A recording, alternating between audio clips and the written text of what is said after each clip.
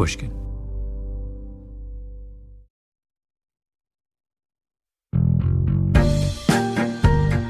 Welcome to episode 2 of Development Hell, our revisionist history series based on the radical notion that the best Hollywood stories are the ones that never got made into movies.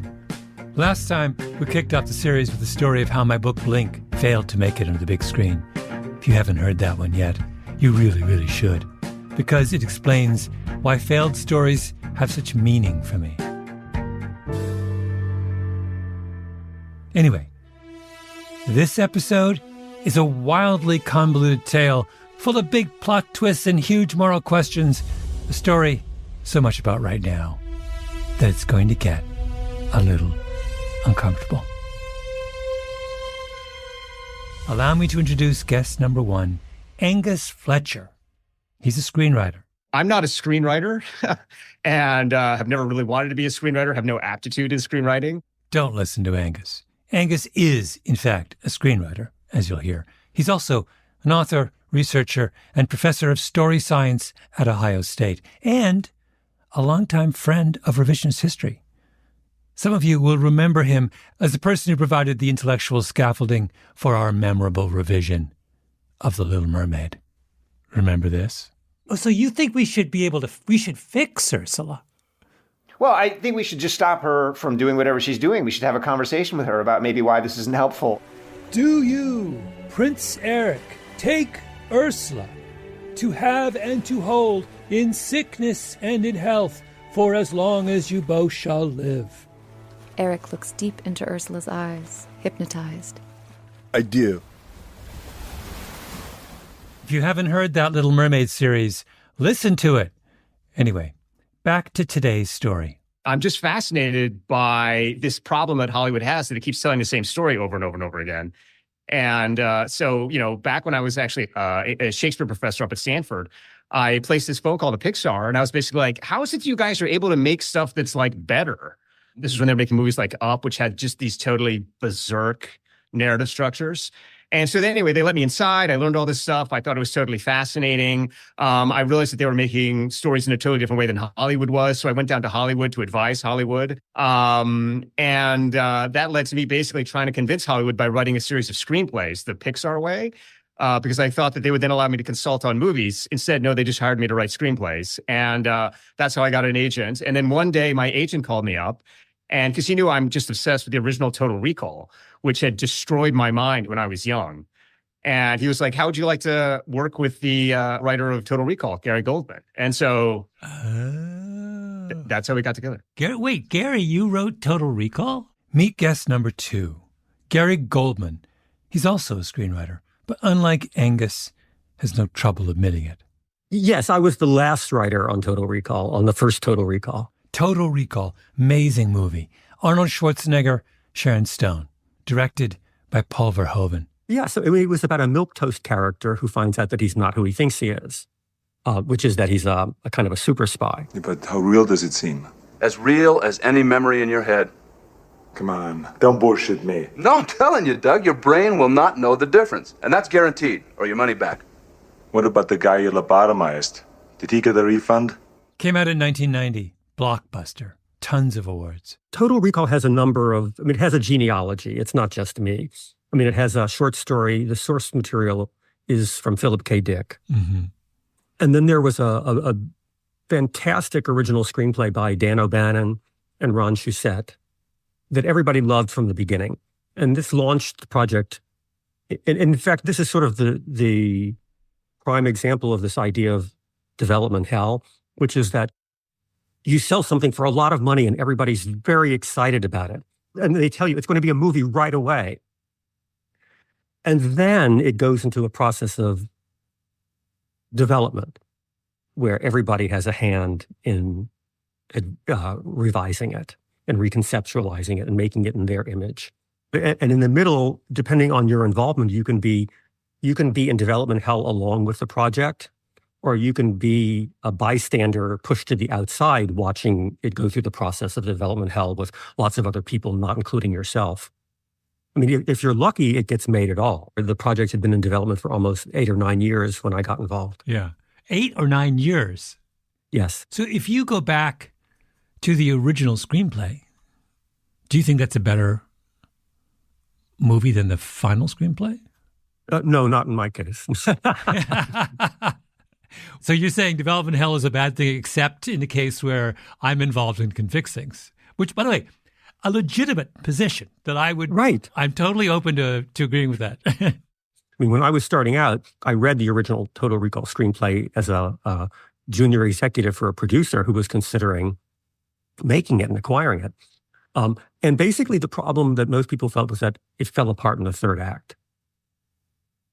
So, and this, apparently it fell apart so disastrously that even though it had many different stars and directors attached and people always wanted to make it, it didn't cross the finish line. And by the time it got to me, it was 8 or 9 years later.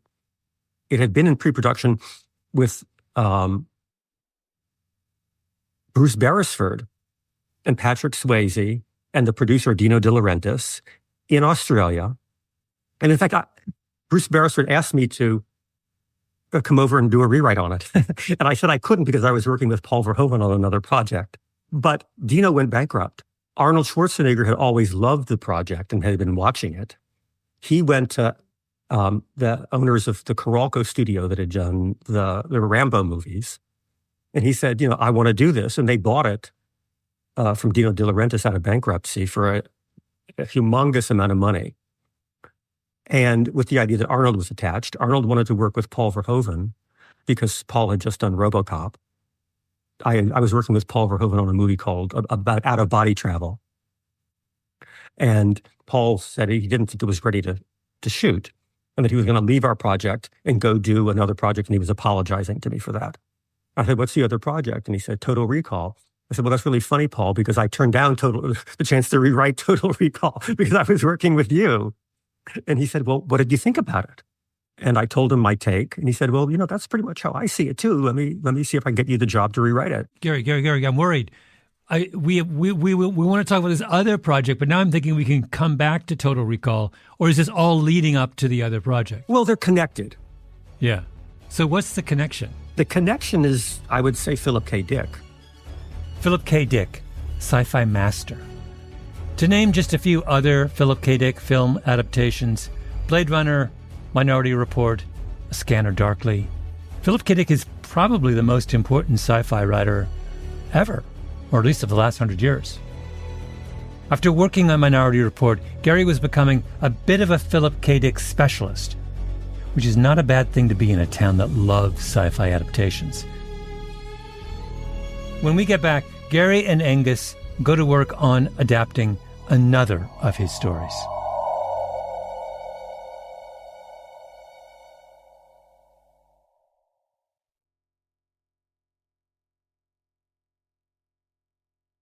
We're back with Angus Fletcher and Gary Goldman, who've just been set up to work together on an adaptation of a Philip K. Dick story. I've done four projects based on Philip K. Dick material. This has become my calling card in Hollywood, was that I did Philip K. Dick adaptations. So, Angus, wait, did you have a particular affection for Philip K. Dick prior to this project? Well, I mean, I loved the movie Total Recall, and I'm going to acknowledge that I was such a Philistine that I had no idea that it came from Philip K. Dick. And what happened was the moment I got the call from my agent, I then went and read all of Philip K. Dick, and it's surreal. I mean, he sort of went from science fiction into religion. And I called Gary up and I was like, well, Gary, what do you think? I'd love to work with you. And the main reason I wanted to work with Gary is because I believe that screenwriters have the ability to see the future, because I think this is a common power of story. I think that science fiction is always about intuiting what's going to happen next. And so I said to Gary, Gary, what do you think the future is? And he said, Angus, read this story, Variable Man. And the premise of Variable Man is very simple. It's basically just about a future in which there are these computers who use statistics to predict everything that's going to happen. And I said, Gary, this seems weirdly like the world we're accelerating into now. And he said, yeah. He said, it is. And he said, and I have a premise for a story that I'd like to pitch to you that I think will kind of be as big, if not bigger, than Total Recall. And that's where we got started, was with his pitch to me. And the Variable Man story was written when? Oh, I don't know, about 1950 probably. Oh, I see. Oh, so imagining in 1950 a world in which computers predict everything is kind of great if you're in the 20. When did you guys work together on this project? What was the early 2000s? Early 2000s. So you have, and so were you being faithful to the Philip K. Dick short story, or were you changing it in useful ways? We were changing it in useful ways, and there are a couple of big things. So first of all, Gary's pitch to me he was like, imagine a future in which computers don't just predict things like they do in the Philip K. Dick story, which is who wins this war. But he says, imagine that they're able to predict exactly what food you'd like to eat right now. And then he said, and then imagine that they're able to predict a gift that you could give to your best friend for their birthday. And that gift is so good that your friend not only loves it, but it seems perfectly like it came from you. And then he said, imagine the computers can pick your soulmate. Imagine the computers can pick the person that you love so totally and so absolutely that you know that this computer knows you better than yourself. And I said, all right. And then he said, and now imagine after you've given yourself up totally to these computers, you wake up one morning and they say to you, in 24 hours, the world is going to end because humanity is going to destroy itself. And I've crunched all the variables and there's no opportunity for you to do anything. That's the starting point for the story. Oh, my God. So wait, how far have we traveled? We've traveled quite significantly from Philip K. Dick at this point. He was just imagining a world where there were these computers that were predicting the outcome of a war, and the computers run across a problem. That's basically the plot, right? The title, Variable Man. Because the other thing that Philip K. Dick did, which he intuited, I think, at a moment of genius, was what would happen if you put a person who the computers had no information on into the middle of the statistical world. So these are all these computers that are able to see the future because they have all the data, but there's one person who they have no data on. Yeah. And so the starting point for the screenplay that Gary and I did was humanity goes, oh my goodness, we're going to die tomorrow. Our only option is to bring in someone who the computer has no data on, the variable man, the person who is unpredictable, unknown. And so just like in the original Philip K. Dick story, we reach back into time, back into history before the computers and pluck this person into the present. And that's basically the beginning of the screenplay, is when the variable man arrives in this world where everything has been planned, everything has been predetermined, the computers know everything, we're all going to die. Yeah. Now, the, wait, there's so many wonderful, Gary, tell me a little bit about your thought process in moving from the original Philip K. Dick notion to the one that Angus just described. Tell me about the leaps that you made there and why you made them. All right. So I suppose I was very interested in AI. Everyone's thinking about it now, but it wasn't brand new. And I saw this idea that of the computer that can predict everything, and that you have to give up control to the computer because it's working so fast. And I wanted to sort of imagine this sort of trajectory of going from where we are now to the point where the computer is in total control. Mm-hmm. And I was really, and I remain concerned about this question of decision making. And how do we make decisions? And if the computer can make better decisions than we do, then what is the role of free will? And if you spend a whole life just simply doing what the computer tells you to do, what is identity?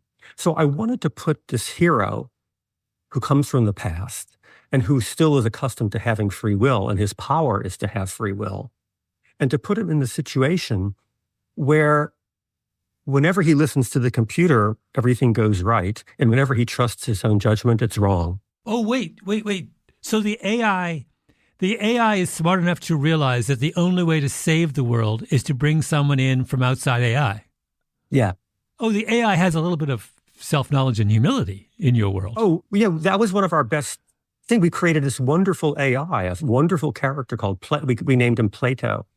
And he's sort of somewhere between a butler and God. Yeah.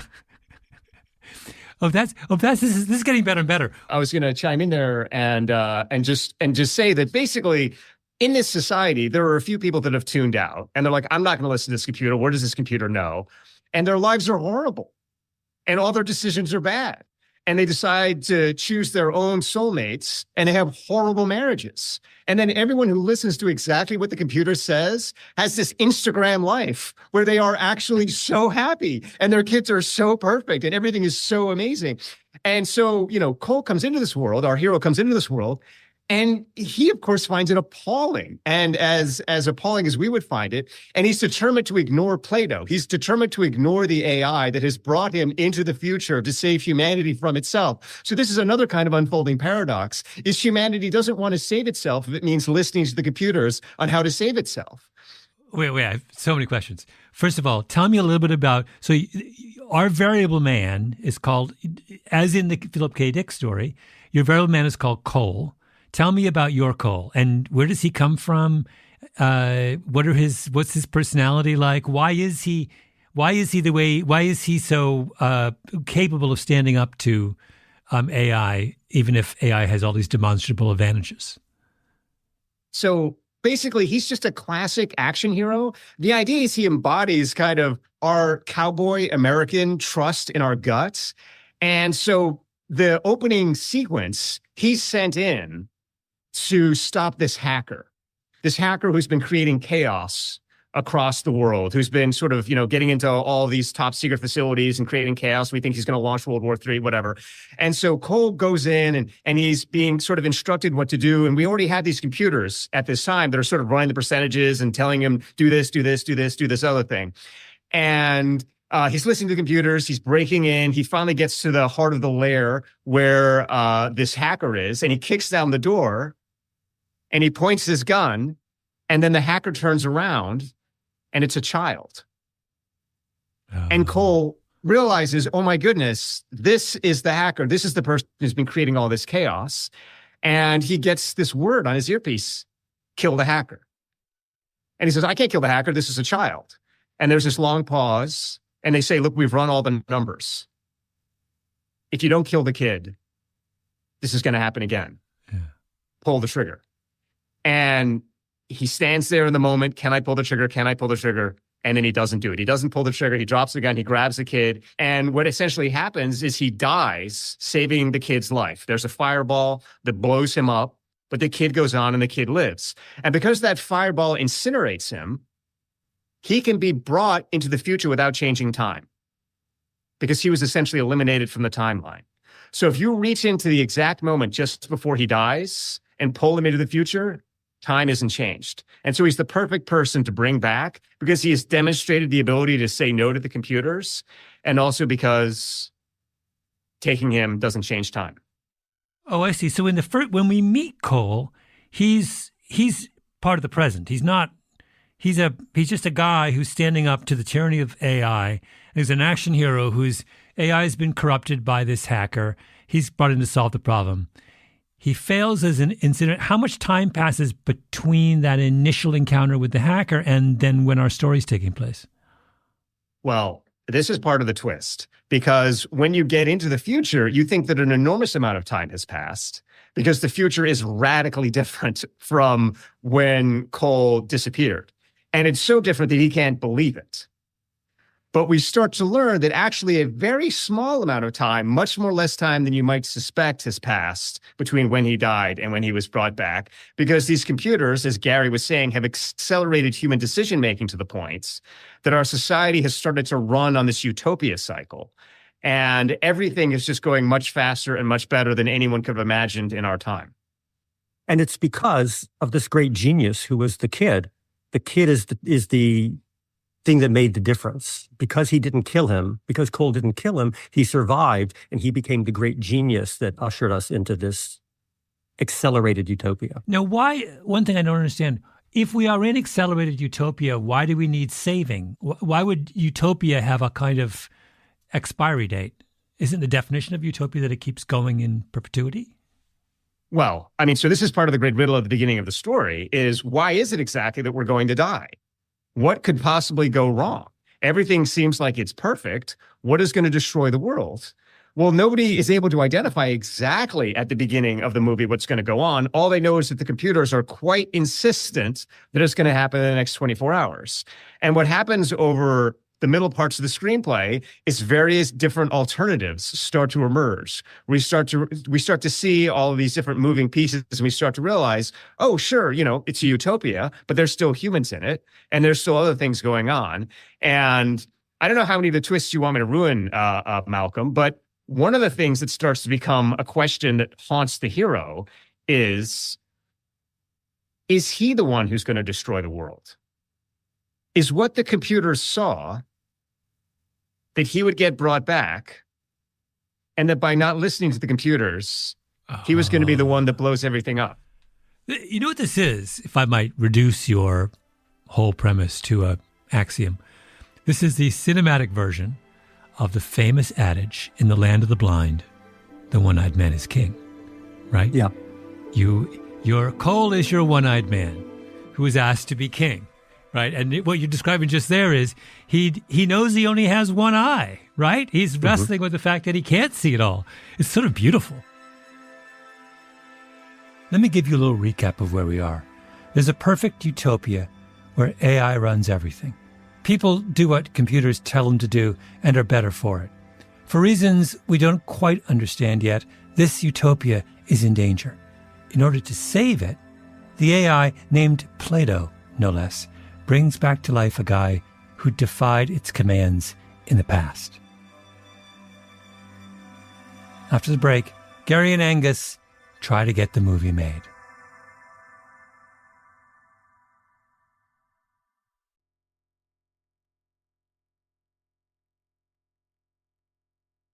Wait, so tell me more about your Cole. So who would you imagine playing your Cole? So we had quite a lot of interest. We had interest from Bradley Cooper's people. We had interest from Mark Wahlberg's people.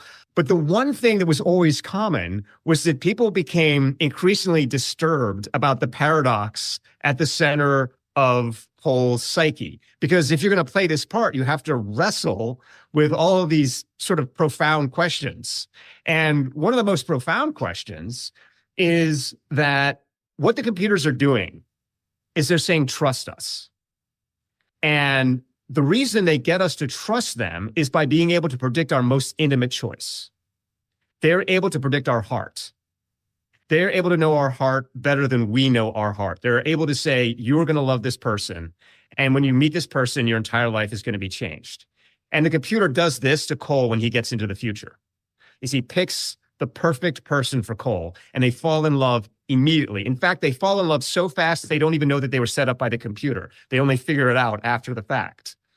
So now Cole knows that the computer has told him, this is who you're going to love. This is your soulmate. And the computer has also told him the world is going to end. And so essentially the existential choice facing Cole is my heart wrong? And I don't love this woman, and the world is going to be fine? Or by following my heart and accepting that I love this woman, is everyone going to die? And that he has to listen to the computer when the computer gives him a mission. And the computer's mission for him is to kill someone, is to kill the person who's going to trigger the singularity. Same mission as was given him before he was incinerated. That's right, but on a much bigger and more advanced scale. Yeah. And the twist is that the person who he has to kill is, of course, the person that he saved when he was a child. And the further twist is that that person is the father of the girl he's been matched with, who he's fallen in love with. And that he's been set up to be with this girl because she's going to bring him home to daddy. And that's the only way to get through daddy's security. Oh, my God. So good. It's so good. Why? Let's go back. So you had interest from these actors in playing Cole, but why did they have, when you say they had trouble with that twist, it sounds to me like this is an extraordinary opportunity for a skilled actor. What do you mean they had trouble with it? Well, so I think that when you think about why Total Recall got made, Arnold Schwarzenegger has the capacity to be himself and also be meta Arnold at the same time. So he has the capacity to kind of laugh at himself at the same time he's being himself. This part requires that ability to be yourself and be outside yourself at the same time. And it forces you also to go against the kind of core fantasy of Hollywood, which is that love saves the world. If you listen to yourself, that saves the world. And so this caused a lot of cognitive dissonance in actors, and the same reason that Gary was talking about, that the sort of AI billionaire's daughter was caused cognitive dissonance. And so that was a real emotional sticking point for a lot of actors. And I think they were concerned about this story. Yeah, I think you're right, Angus. Ultimately, we didn't want to say, oh, yeah, trust your heart and it's all going to work out. That's a lot of Hollywood endings manufacture that ending. And the Hollywood answer is trust your heart. And society is producing a new answer, which is trust the AI. Can you think of a Hollywood movie previous to this where not the narrow question of don't trust your heart, but the kind of broader question of that love and the fulfillment of a real emotional need would have catastrophic consequences outside of it? Is this virgin territory is what I'm asking for a Hollywood film? One example springs to mind, Casablanca. For Humphrey Bogart and Ingrid Bergman to get together would harm the world. And so Humphrey Bogart Rick makes the decision not to follow his heart. I think you're right, but you will, there's a crucial difference though, and that is, do we ever really believe that Rick is madly in love with Ingrid Bergman?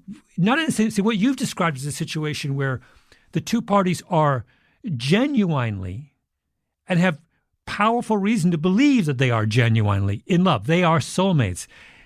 Was Ingrid Bergman Humphrey Bogart's soulmate in Casablanca, or was like his heart is so kind of hardened and covered in scar tissue, we kind of accept him walking away because that's what he does. He walks away, right? But you're describing a very different dynamic.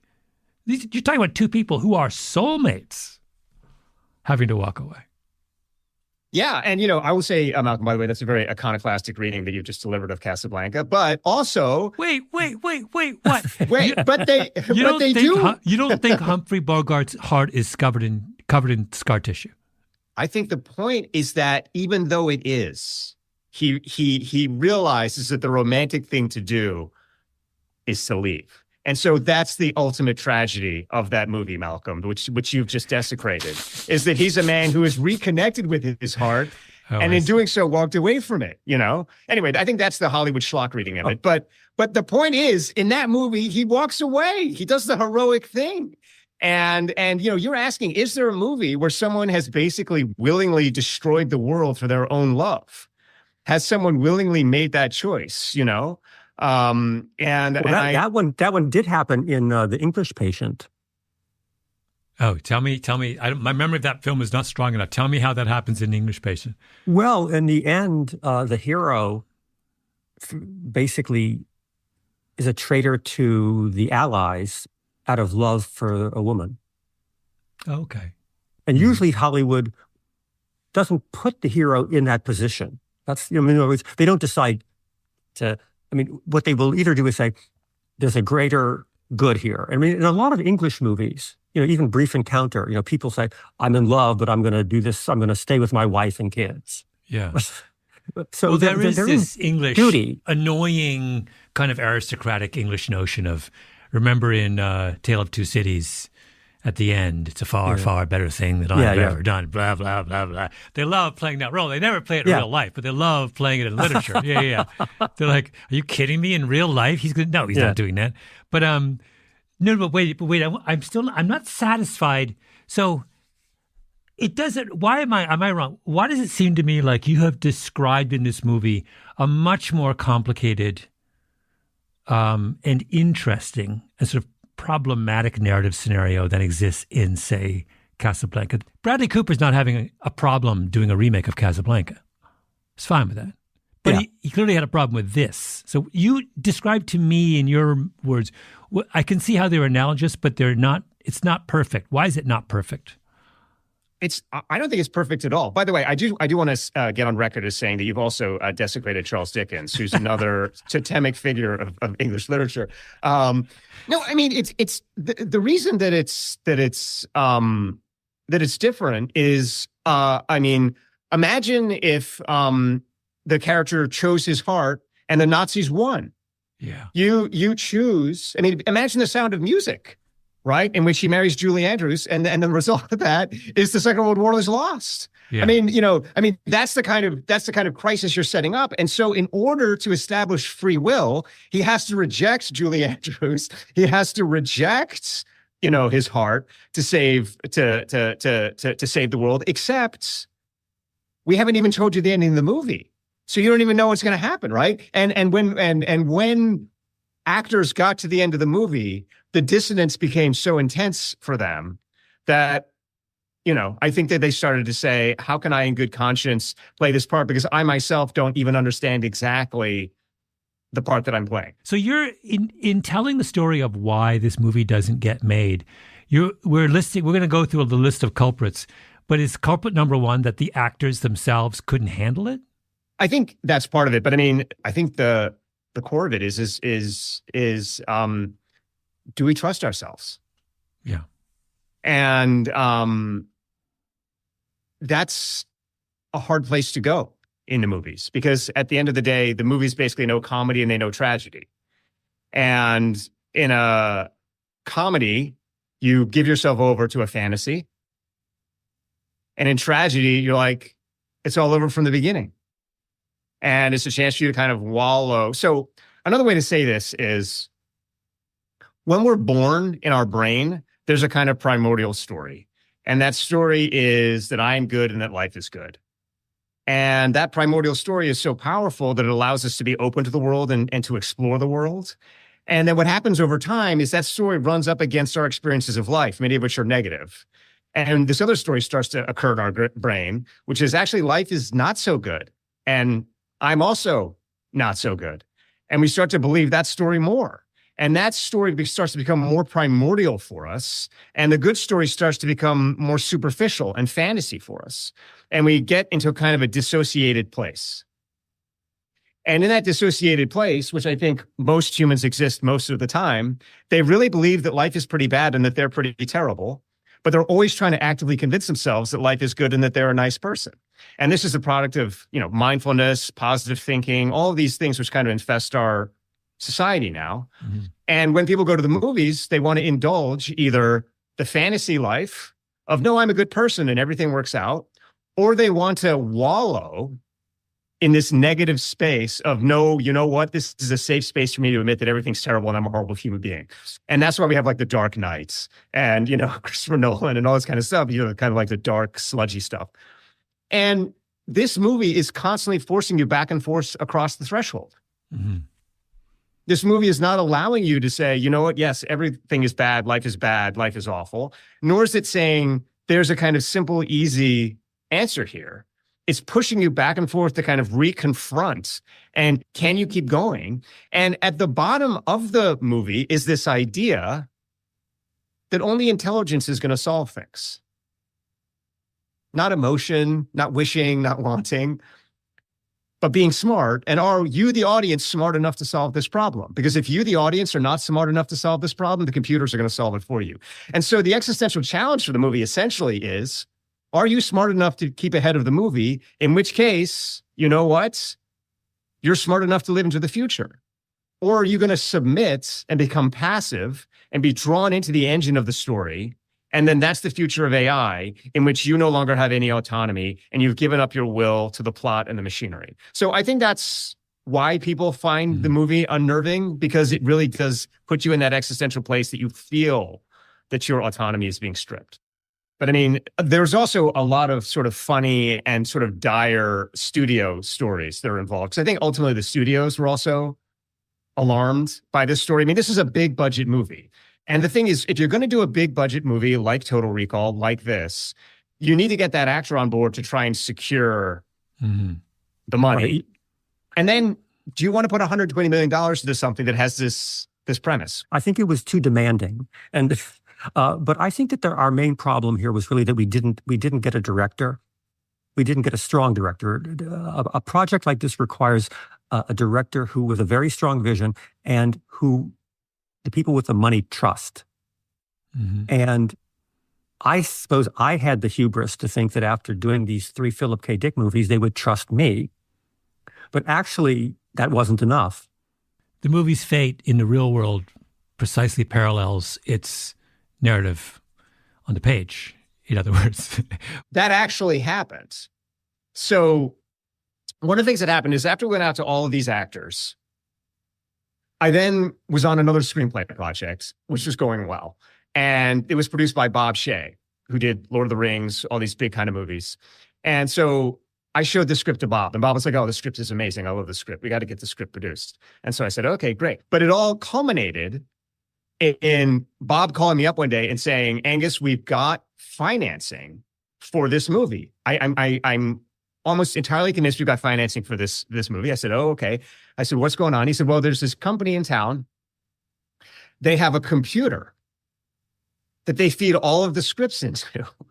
And the algorithm tells them how much money the script is going to make. And we've already given the script to the executives there, and they love this, and they're going to give it to the algorithm. And I just know that this is going to work out. So I said, okay, Bob, this sounds great, And this company, I should say, they very wealthy, very successful. They invested all these movies, They had themselves the sort of top floor of the biggest luxury car dealership in town. So you walked in through all these luxury cars to get in their offices. I mean, sort of like typical Hollywood stuff, right? So I get a call a week or two later from Bob. He's like, unfortunately, I've got bad news for you. And I was like, oh my God. I was like, did the computers read our script and not like it? He goes, no. He's like, that's not the problem. He's like, the problem is the company just went bankrupt. And they went bankrupt because the last script their computers picked was a bomb. And so now they have no money. And so we were unable to make our scripts about the infinitely intelligent computer because a stupid computer was unable to pick the right scripts to make. A stupid computer.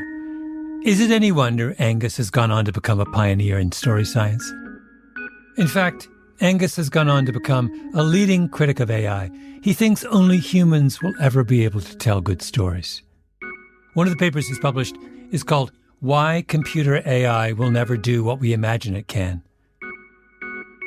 I'm reading now from the abstract.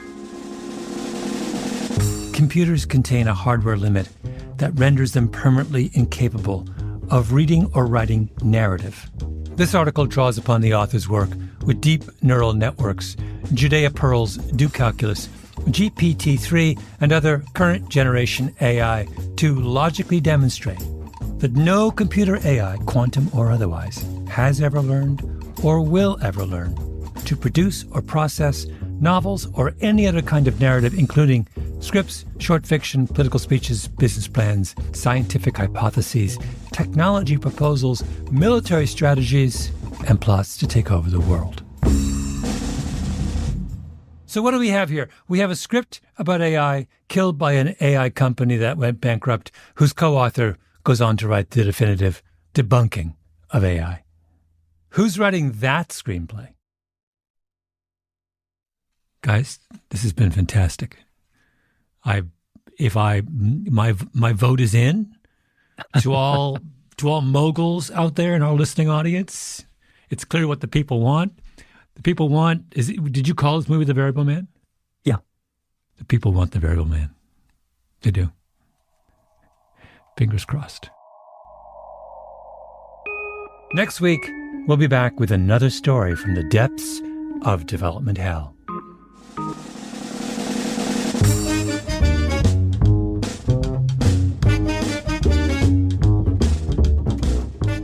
This episode was produced by Nina Bird Lawrence with Tali Enlund and Ben Nadaf Haffrey. Editing by Sarah Nix. Original scoring by Luis Guerra. Engineering by Echo Mountain. Our executive producer is Jacob Smith. I'm Malcolm Gladwell.